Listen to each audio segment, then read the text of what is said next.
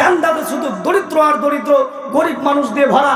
আর আমি যখন জাহান্নামের দিকে লক্ষ্য করলাম, শুধু নারী আর নারী, গোটাই জাহান্নাম নারী দিয়ে ভরা। একটু আগেই বললাম যে মহিলাদের জন্য জান্নাত যত সহজ, পৃথিবীতে পুরুষের জন্য জান্নাত তত সহজ নয়। মহিলাদের জন্য জান্নাত রাস্তায় পড়ে আছে। আরে মহিলাদের একটি পা জান্নাতে ঢোকা আছে। মহিলারা মরলেই আরেকটি, চারটি কাজ করলেই জান্নাতে যাবে।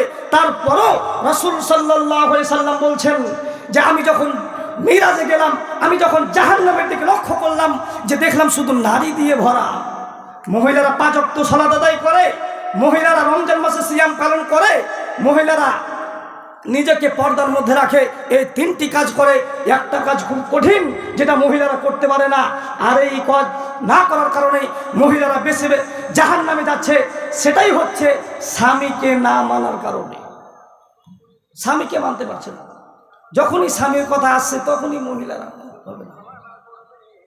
স্বামীকে না মানার কারণেই মহিলারা বেশি বেশি জাহান্নামে যাবে। কেন? পৃথিবীতে